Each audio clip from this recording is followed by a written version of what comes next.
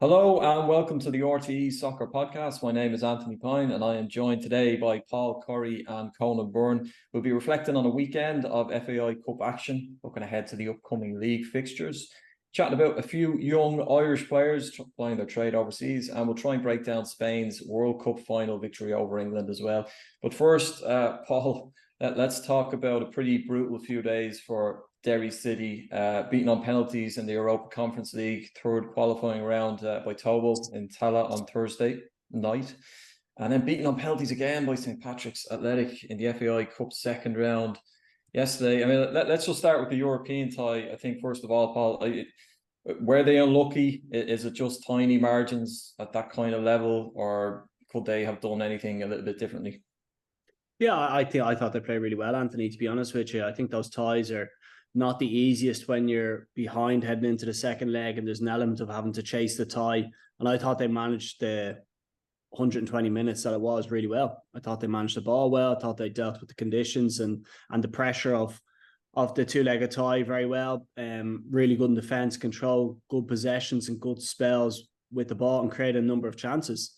The goal in itself, the bit of play between Patching and Duffy was absolutely what you'd expect from the two of them.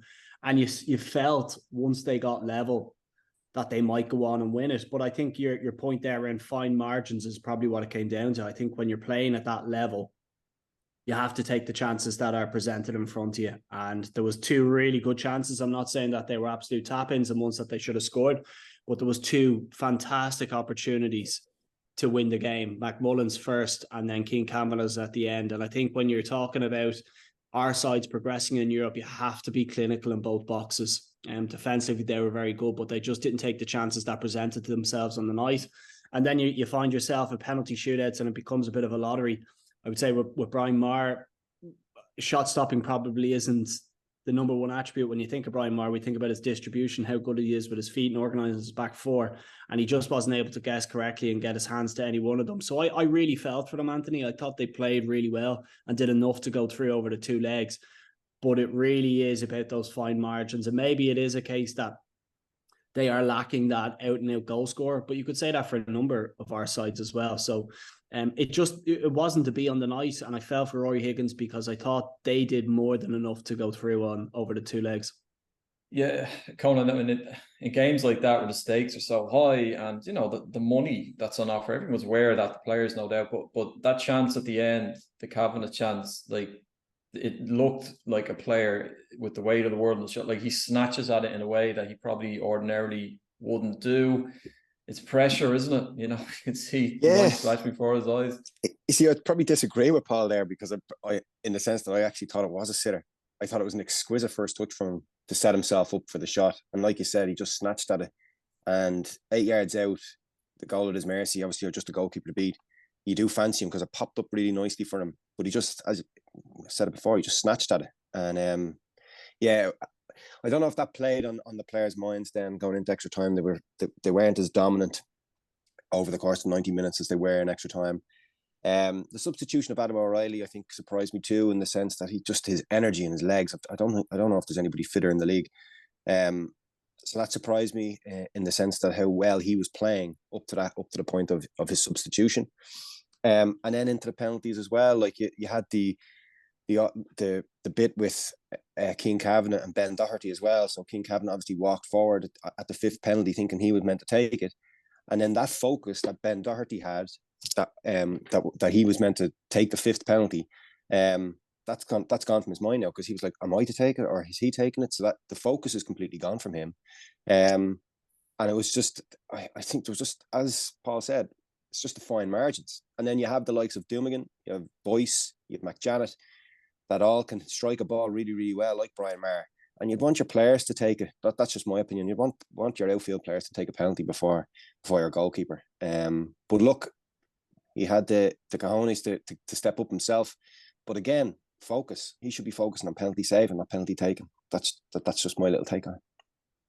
To compound that, another penalty shootout defeat on Sunday, Paul. I mean, I think Derry, all things considered, did well yesterday.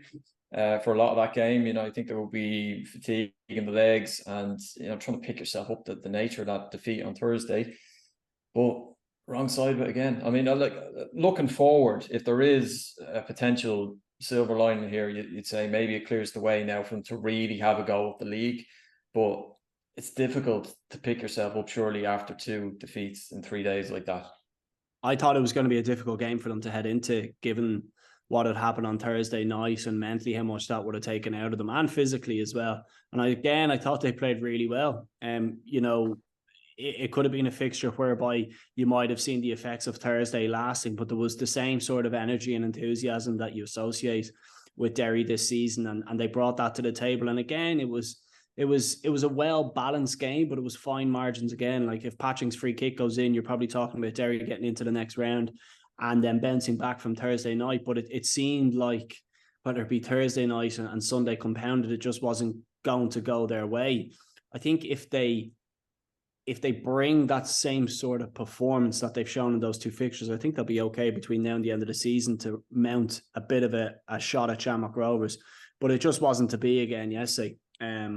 Penalties again, you probably think as you get down to the latter stages and you need a player to step up and score one for you. I'm sure many Derry fans would have picked Michael Duffy out and said that's the man who would want to hit the penalty, and he just dragged it. And then you felt once it became level again, the momentum had swung in Pats' favour. And fair play to young Mason Melia stepping up at 15 years of age and slotting it away as if he'd been playing in the league for the last 15.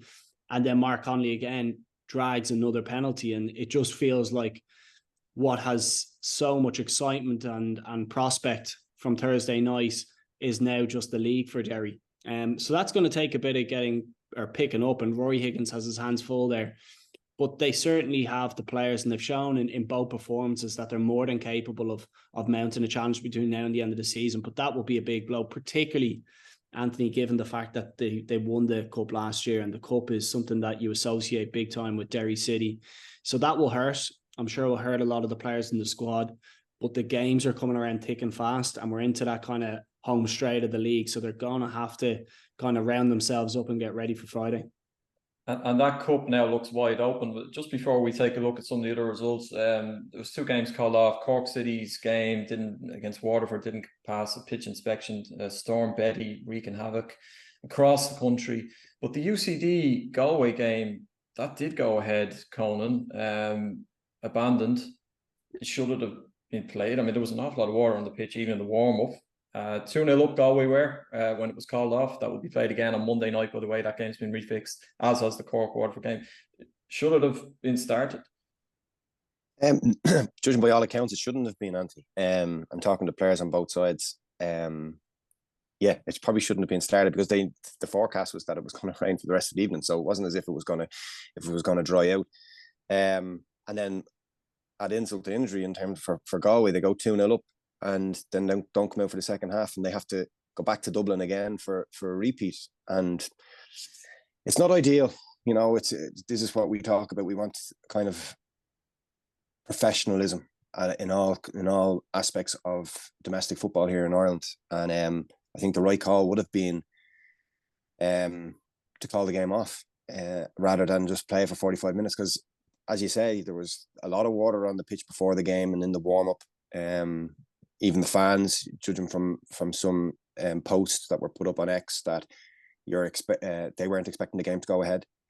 But perhaps it was just because Galway had come such a long distance that they just wanted to try it and see how it went. But they probably should have done what the Cork Waterford did and called a couple of pitch inspections beforehand. And I know there was some disappointment at the fact that the Cork Waterford game was called off very late, in the sense that it was called off at 5 o'clock rather than the initial pitch inspection at 2:30, I think.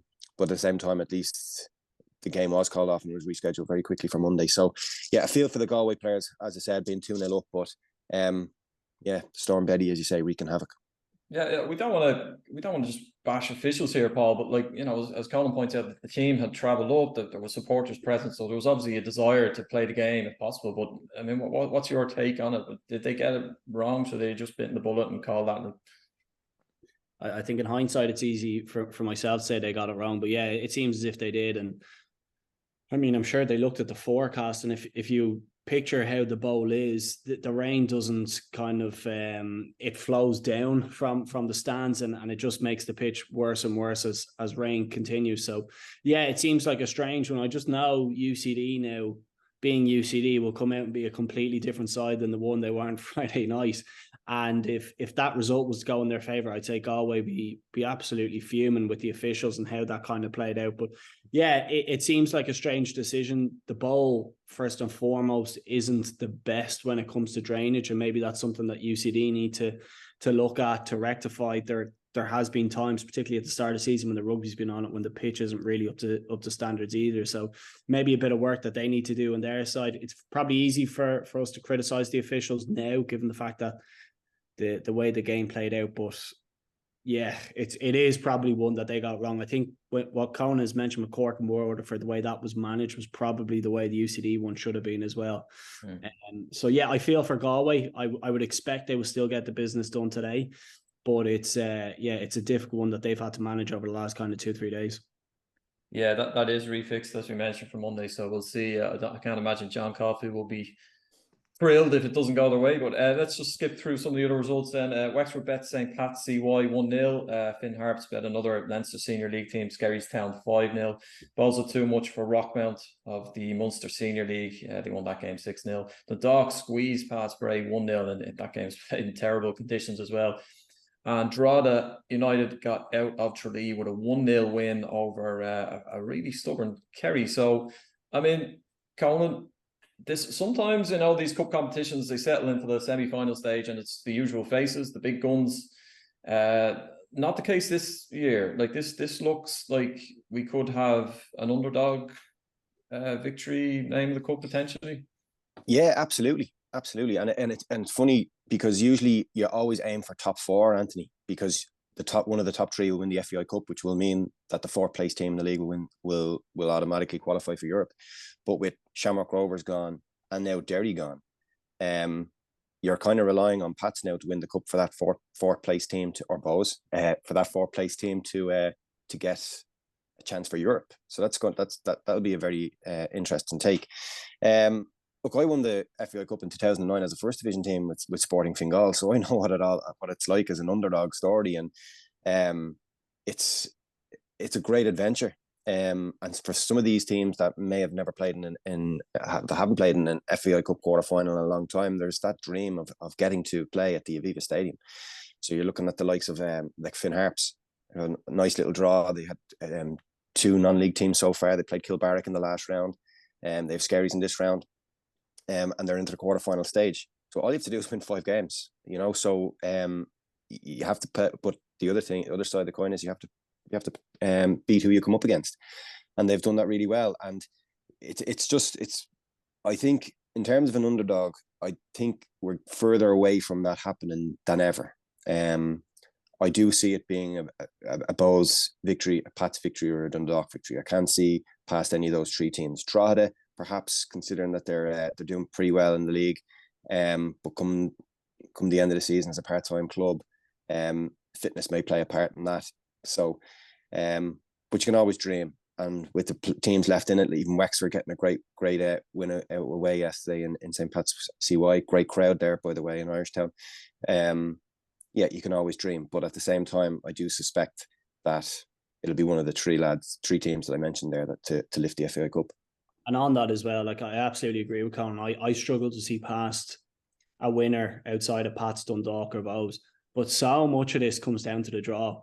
And if Pats were to draw Dundalk or Bows or vice versa, then it becomes wide open. You start looking at the likes of a Drogheda or potentially a Galway or Cork or Waterford, maybe getting an easier route. And then when it comes down to, maybe a once-off and a big occasion, anything can happen. But as it stands, it's hard to look past those 3 teams, but particularly with Shamrock Rovers and Derry out now, the draw is becoming more important for maybe some of the first division teams to maybe make a path into a semi-final. And you just don't know from there, Anthony. Anything could happen. So we'll be interested once, this round is out of the way and the draw is made. You might be able to start to carve a bit of a clearer picture of who's going to be there or thereabout kind of come to semis. And that draw takes place on Tuesday, so we will wait on that with great interest. Let's just take a look ahead to this week's Premier Division fixtures and the talk of a title race. Do we actually have one? I guess we'll know a lot more after Friday evening. Bowls host Derry City. That's an absolutely huge game. But let's start with St. Pat's actually, Paul, they travelled to UCD. We mentioned Mason Melia, kind of mentioned him stepping up in the shootout. Himself, Sam Curtis, and Adam Murphy are three of their really talented young players. Murphy, has been linked with a move across the water. What's he all about? How good is he? Do you expect him to potentially make that move in the next few months or anytime soon? Or how do you see his future longer term? Yeah, I worked with Adam when he was at Belvedere for the guts of probably 5 years. And then he moved on to St. Pat's, and he's done really well. I would have said we'd have been having this conversation probably 12, 18 months earlier, Anthony, if it wasn't for the injuries that he's picked up along the way. This is a kid who is probably at the top of his age bracket, along with the likes of James McManus and Kevin Zeffie and Sam Curtis. He has huge potential. And physically, he's developed very well. He's more than capable of getting around the park, particularly from a centre midfield position. He's very powerful when he gets into the final third. I think he can add more goals to his games, and really he's a player who can progress. And I would expect that if he doesn't make the move kind of in the next 7 to 10 days or 7 days, I would imagine when the transfer window finishes, it'll probably be one that he makes in January. I'm still very close to him, still very close to the family. I know there's interest there that's been documented in the media. And it's probably at a situation now whereby Adam needs to make a decision of whether or not he wants to see out the league with St. Pat's and mount a bit of a title challenge, and particularly go for the FAI Cup as well, or whether or not he thinks now is the right time to go. It's a big decision, Anthony, for any 18-year-old, like to pack their bags and go. And sorry, it's Bristol City, I think, are the club that have been most heavily linked with Adam. Yeah, Bristol City is one that has been documented. There are other clubs as well, the Premier League interest in him, and there's also been one or two other teams in the Championship. I think the move to Bristol City is probably one that appeals more to a player who's playing in the League of Ireland, because I think if you look at the likes of an Andy Lyons, the squads are much smaller. You're able to break into the first team sooner, and you get an opportunity. If he lands into, say, a middle to low Premier League team, he's probably finding himself in the 23s, not playing competitive football and having such a good taste of it with St. Pat's. I think you want to keep as close to a first team as you possibly can to continue that development. So it's a decision that's going to come down to him and his family and his representatives. But I'd say you'll probably get a bit more clarity on that in the next kind of 3, 4, 5 days. It's a big decision for any 18-year-old to make, but it's one that if Adam does make, it's a career that you want to track quite closely, because he is certainly somebody who has massive potential. I put Sam Curtis in that bracket as well.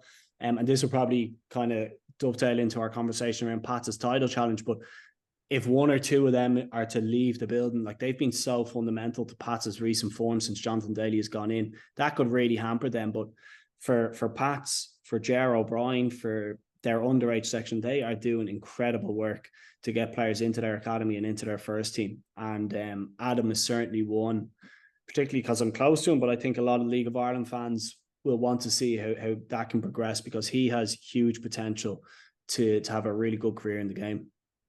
That's an interesting predicament, though, Anthony. As an 18-year-old, you're thinking about going over and playing in England. I'm sure that was his dream from a boy, to go over and play for England. The championship season has started. It's kicked off already. We're 2 or 3 games in.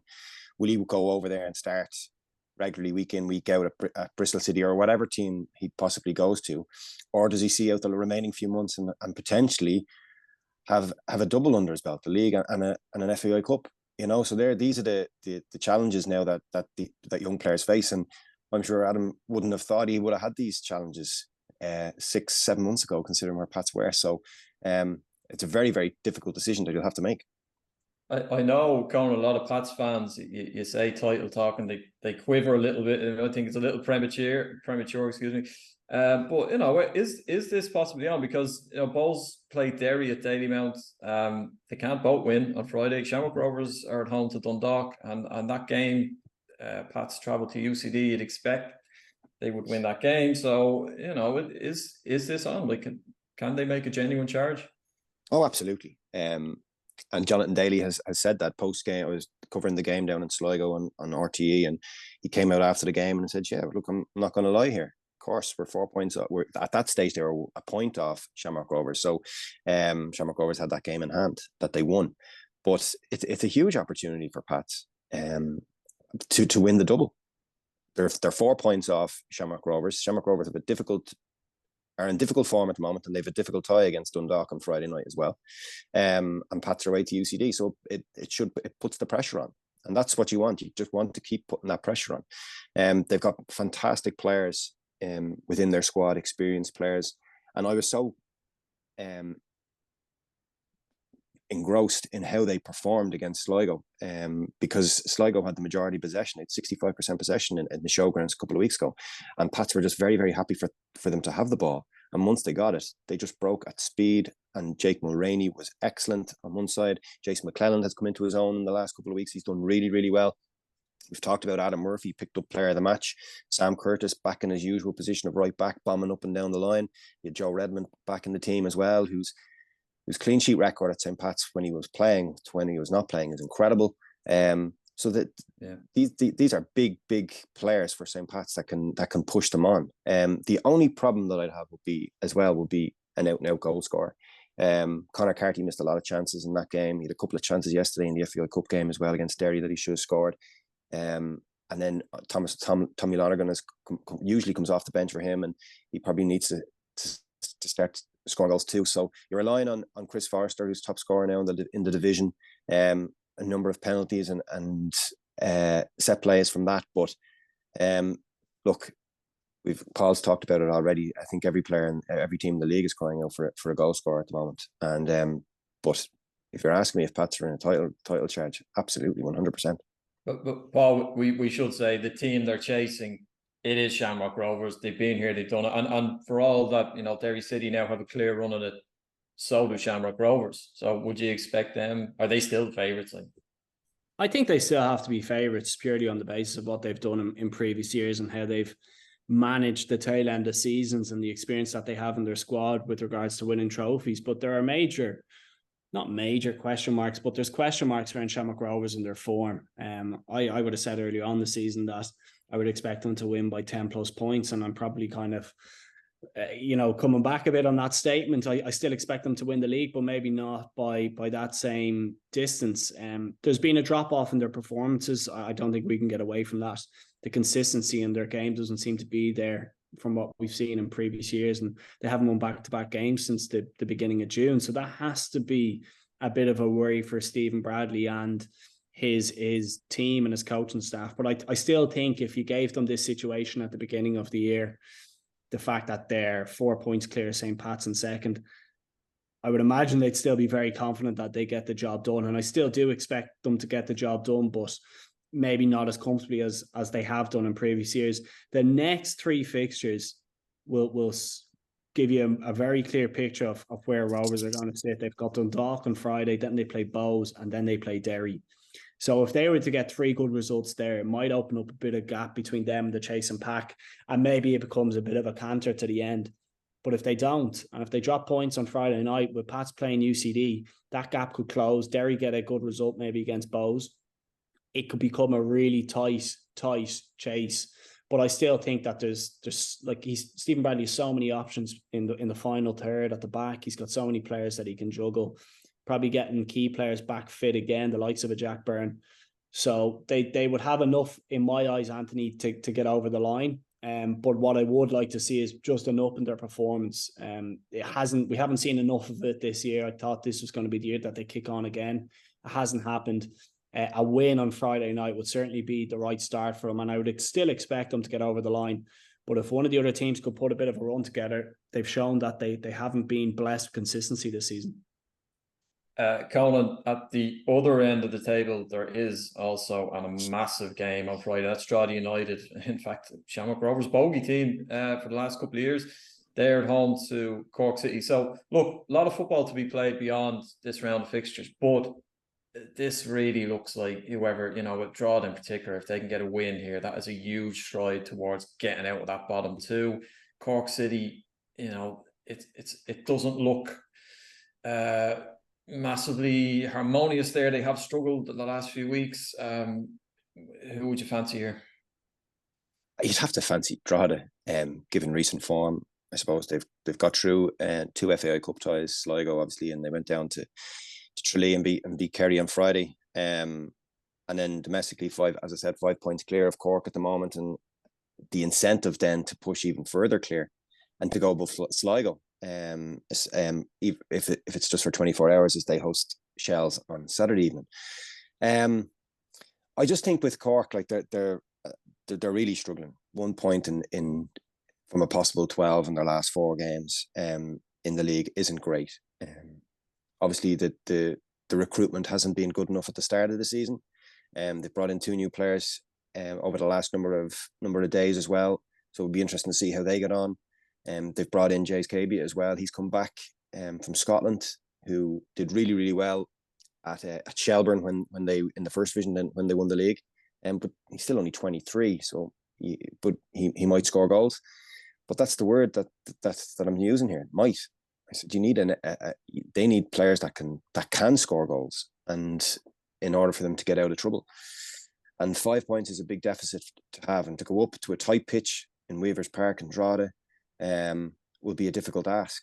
And the incentive will be there for them as well. If they win, it brings them back down to 2 points, and then even closer to Sligo and drag Sligo into it. So the relegation playoff places itself will always seem to be mentioned in Drogheda and Cork. But Sligo themselves are only a point clear of Drogheda on 30 points. So it's building up to be a fantastic end of season run in from a league title perspective, but also from a relegation perspective also.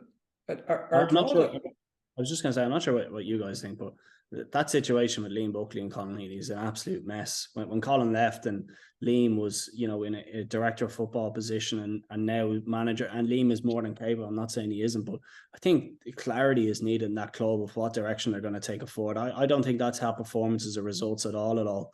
And there was a bit of a bounce when Liam got the job, but there's been so much uncertainty since then. And it's no coincidence in my eyes that the sort of uncertainty is creeping into the performance and the results now that the club are turning out. And for me, that's one that they didn't either give to Bucko until the end of the season or just tidy it up and get somebody else in charge to see out the rest of the year. But I don't think that's helping performances.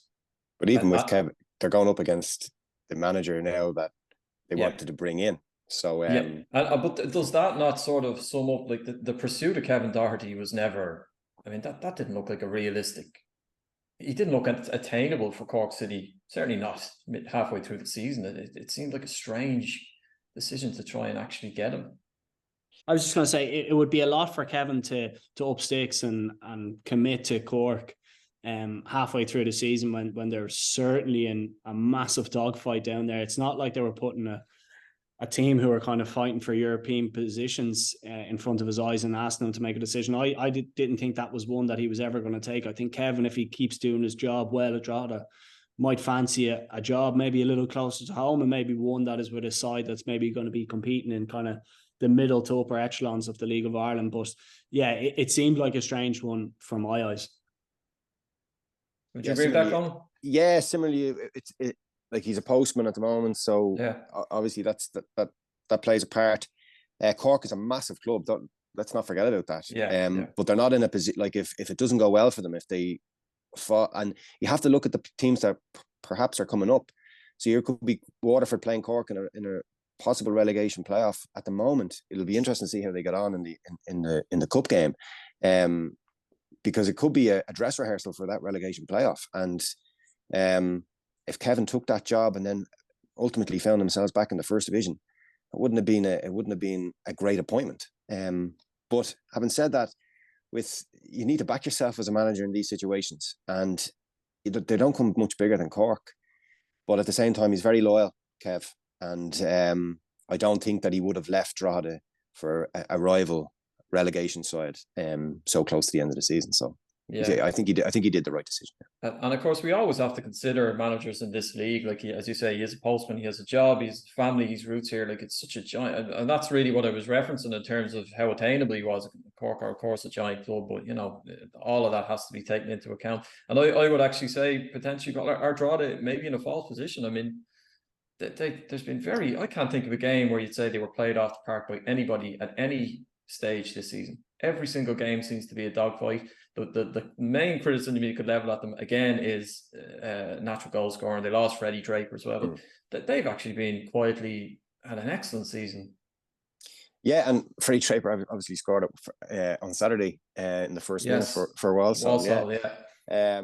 But no, like you could say the Derry game, the last game they were beaten 3-0, but it was 1-0 up until the 87th, 88th minute. At Dalymount Park, they had a player sent off, and they were doing really, really well up until that. Like even after the man sending off, and they ultimately lost 4-2. After the FAI Cup win against Sligo Rovers, they brought them back in the league 7 days later. Sligo went 2-0 up, and they fought back to 2-2. Their Shamrock Rovers bogey team.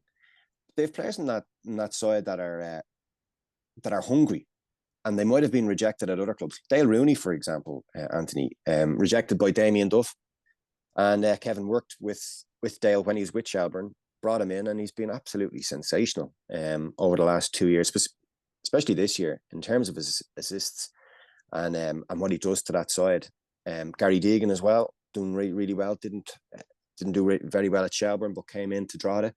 And probably the one that is spoken about a little bit, but probably should be spoken about a little bit more is Darren Markey. He's been absolutely brilliant in that midfield role. He plays in the 8 and just so creative.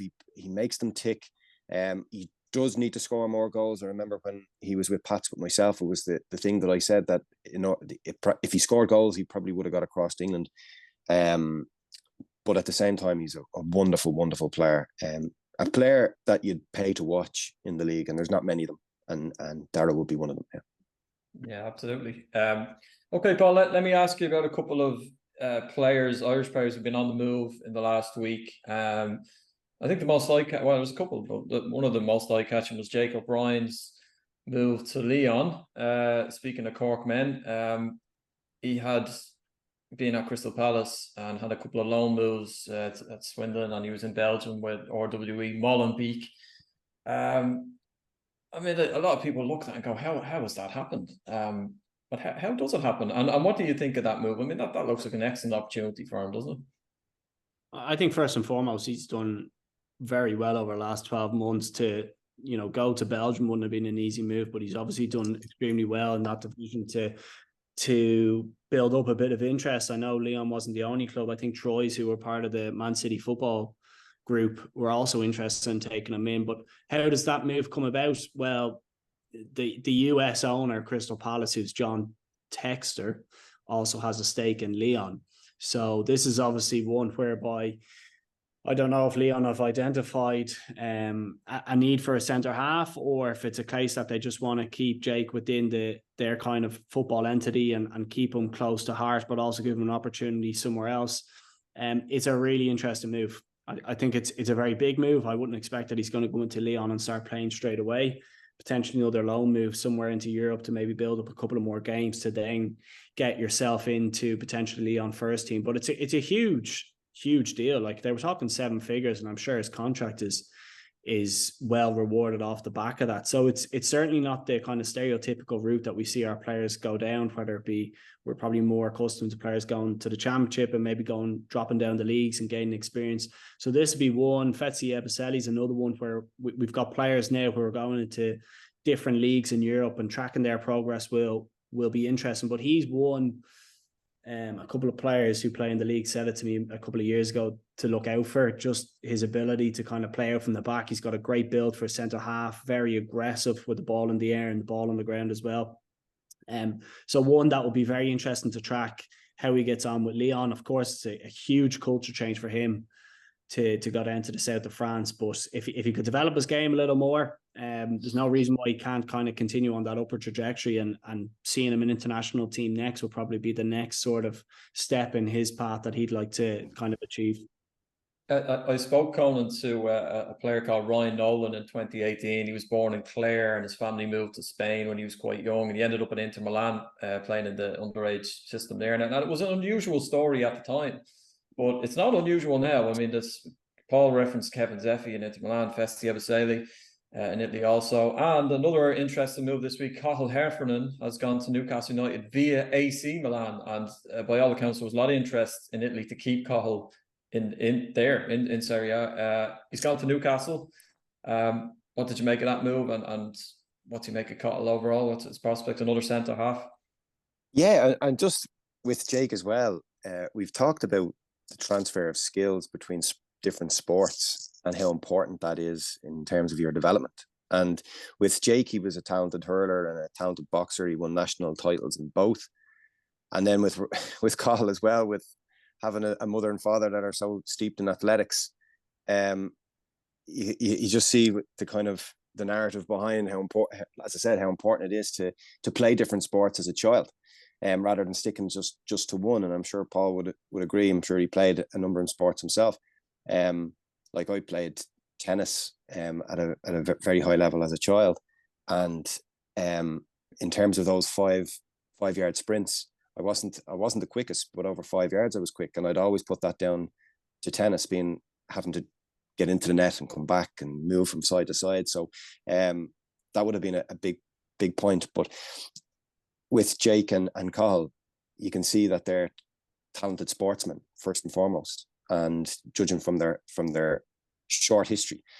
But with the move itself, I was fascinated to see Rob actually posting on X again of the family in the airport with the Newcastle sign in the background on a Ryanair flight. So we all knew before where he was off to. And it's just so heartwarming to see the whole family there to support him from Milan back to Newcastle. Number 5 jersey as well that he was sleeping with, sleeping on his jersey. So look, it's great. It's great for Cathal. As I said, there was interest from Serie A clubs in Verona. I think we're very interested in him. But it just goes to show the talent that he has, how much people want him. Tall, strong, powerful centre half. That, like every centre half these days, they need to be able to play out from the back, and Cathal can do that in abundance. And I think, like Jake, his aim now will be to try and break into that Newcastle first team, which would be extremely difficult. If that doesn't work out, I'm sure there'll be a loan move to the Championship to try and get game time under his belt, because at the end of the day, he hasn't got much senior appearances. There's Alex Murphy from Galway that is there in the dressing room as well, so that will hopefully help him settle in. So with Cathal, I think it'll be more a watch this space over the next 6-12 months.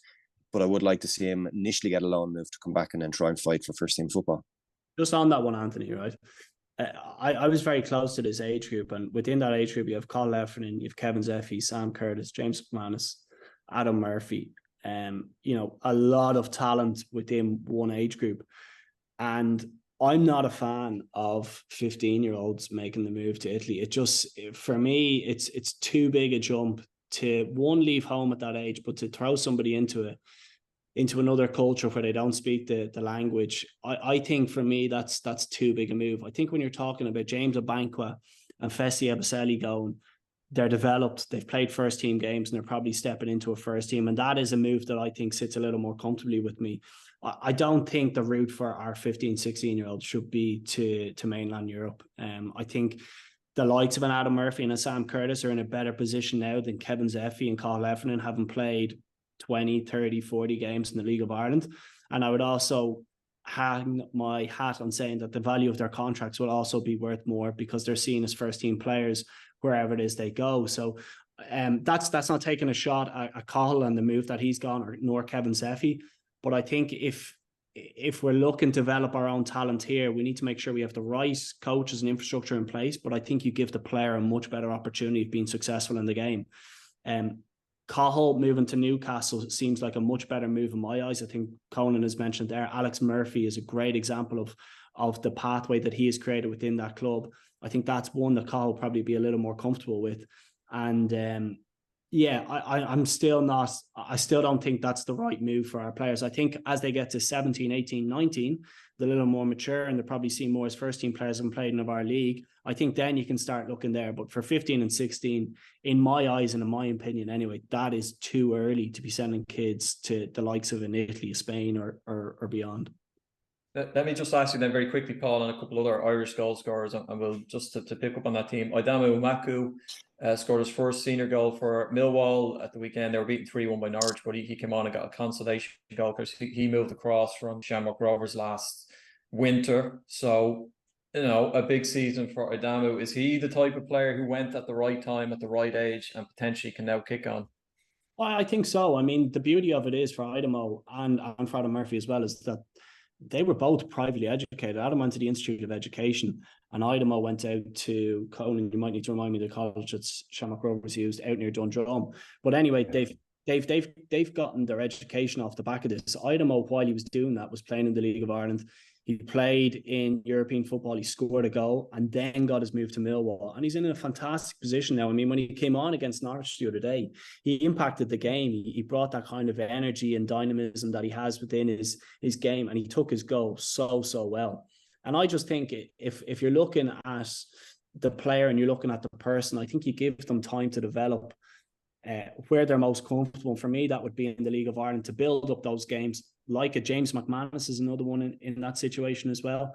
And then if they're good enough, the move will always come about. That's the way I see it. And I think Idemo has put himself in a great position now, whereby he was drip-fed minutes for Millwall at the tail end of last season. He's already making an impact at the beginning of the championship season. And if he was to get into that team, score a couple more goals, the interest will generate, and Idemo's value, the value of his contract, everything will rise in time. So yeah, really delighted to see him kind of kick on. Sinclair Armstrong's another one who's done really well down at QPR. There's a couple of players there who are really developing, and there's a pathway that's kind of been shown that if you play in the League of Ireland, build up your games, you will naturally get your move. And when the opportunity comes around, these lads are showing that they're more than capable of taking it. And Conan, let me ask you about a player who's a little bit older, but still a young man. Aaron Connolly, 2 goals for Hull off the bench against Blackburn. Won the game for them. He seems to be having a good time there after a tough couple of years. Ireland squad coming up for 2 huge games in September. Would you expect him to be in and around the mix for the games against France and Holland? I don't know. Like, he's still coming off the bench. He obviously came off the bench against Hull, or against Sheffield Wednesday the previous week. And then obviously, I don't know, like it's 3 goals, I think, in around 40 minutes of play that he has had this season, which is phenomenal. His goal as well on Saturday was brilliant. Expertly taken, great technique, and great finish. But you're just wondering why he isn't starting. You have Liam Delap up front. Obviously, he can play for Ireland too. And he's your man Ozan Turfin scored a hat-trick last week. He plays in the 10. Came off for Aaron Connolly last week, and then Aaron Connolly actually managed to get that goal. A mix up in the defence. The 2 wingers, if you wanted to play him out there, one is Adama Traore, not that one that we'd all know from Wolves, but just one that is very skillful, a lot of experience around Europe. And one was signed from Istanbulspor in Turkey only a couple of months ago. So you have these type of players that don't have international experience playing ahead of him, and you're wondering why isn't he starting. Now, you might say that he's just trying to get up to speed, to get up to fitness, but at the same time, when you're coming off the bench and you're scoring 3 goals in little under 40 minutes, you don't want to be seen as an Ole Gunnar Solskjaer, and being kept on for those latter parts of games where games are opened up and you have the pace and technique of Aaron Connolly to come on. So in order, look, if he keeps scoring goals, there's no doubt about it that Stephen Kenny will want him in part of his plans, because again, goals win games. We've talked about it for a lot during this podcast. But I still think he needs to do more to worm his way back into the national setup.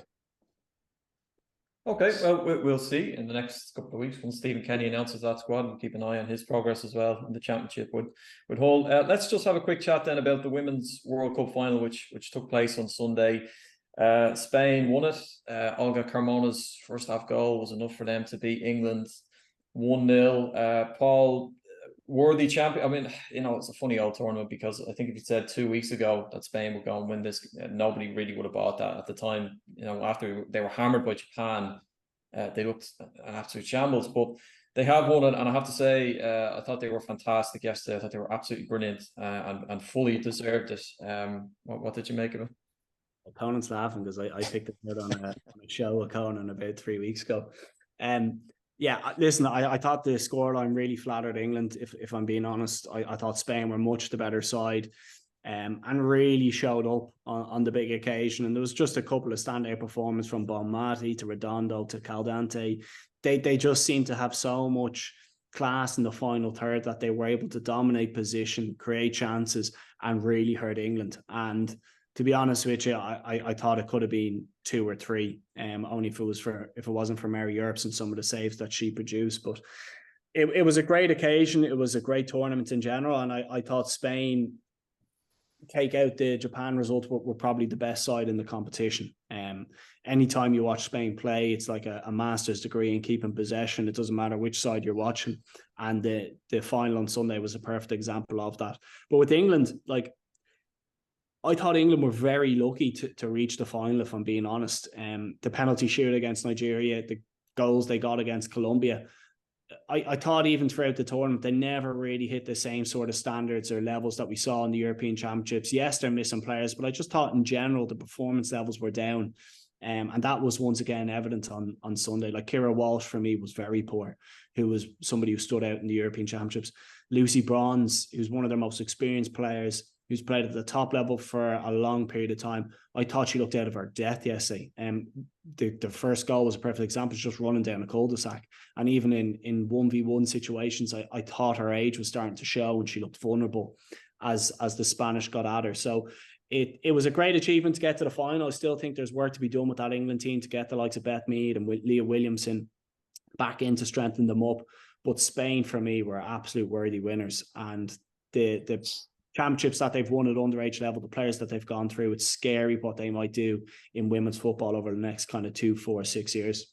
Yeah, Conan, I've never seen a team that has such dysfunction off the pitch in terms of the relationship with the manager in Yorkville to actually go. Like, I mean, we've seen teams in the men's tournaments come in disarray, France and Dutch teams over the years, but it seems to untangle in those environments where tournament football is such a pressured environment.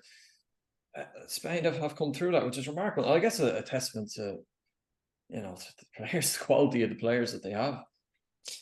Yeah, and I think Emma Byrne mentioned it in her post-match debrief, I suppose, that the tactics were spot on by Jorge Vilde, and Serena didn't get hers right at all over the course of the 90 minutes. Anyway, that was, and I'd completely agree. Yes, they may not get on with the manager, and we all know why, but it doesn't. The games are defined on these big moments. And how you tactically prepare your team for these type of games.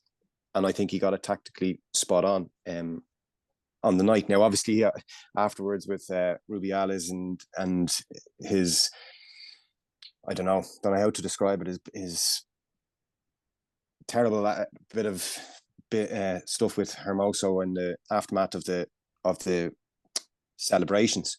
Yeah, so he kissed her. He kissed her in celebration, didn't he? Just for anyone who hadn't seen that. Sorry, yeah, and then she didn't. She mentioned in a piece afterwards that she didn't like it. But look, that's neither here nor there. Let's just talk about Spain and for their ability and what they did. And 2 players, I think that shone brightest amongst them all, I think, was Paralelo.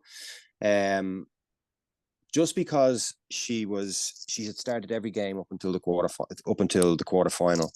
And then she was dropped, and she became kind of like a super sub coming off the bench and scoring really, really important goals in the quarterfinal and semi-final. And then also Olga Carmona as well. She was whipped at halftime against Japan, didn't play a minute against the Swiss, and came on at halftime against in extra time against the Dutch.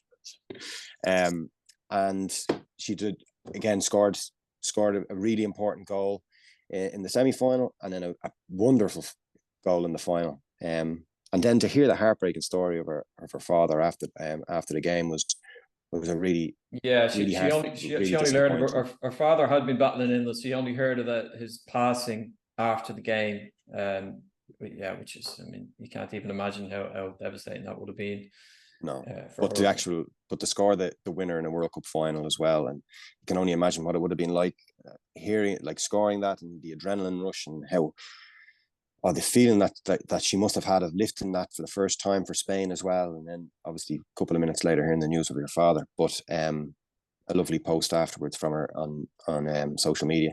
But like Paul said, when we were on that show a couple of weeks ago, they had just been beaten by Japan 4-0 and Japan tore them apart. And I just could not see them getting through to the later rounds of the competition, just with all the uncertainty. As I said, last year, the 15 players that had gone on strike, he brought 3 back in and left the other ones out in the cold. But I couldn't see them getting far. But obviously, just talent obviously comes out in the end, and it was they were absolutely magnificent. Yes, in the final yesterday, they destroyed England. They should have won by more. I completely agree with Paul, and full credit to them. I think that they could be a dominant force in years to come. Yeah, it certainly looks like it potentially could go that way. We will have our final World Cup podcast with Megan Campbell that will be published later on Monday, and she will be going into that game in more detail as well. Just to run through the SSE Electricity Women's Premier Division results that returned at the weekend after a mid-season break due to the Women's World Cup. League leaders Peamount United left the late before claiming a 1-0 win over Bowls. The Bowls keeper Rachel Kelly had a great game there. She kept them at bay until the 85th minute, but Byrne settled it with a very good strike to give them a 1-0 win. Shells are second, still 6 points behind Peamount. They bet Treaty United 3-1. Shamrock Rovers are a further 3 points back with a game in hand. They were actually idle at the weekend. Cork City were beaten 3-0 by Galway. Wexford Youths were 4-1 winners at home to DLR Waves. And Athlone Town had a 2-0 win over Sligo Rovers. So look, we will leave it there. Lads, thanks a million for hopping on and joining us today. As I said, we will have a World Cup podcast coming up later today with Megan Campbell. And we'll be back next week to have a look and a chat about all the coming weekend's League of Ireland action. Chat to you then. Thanks.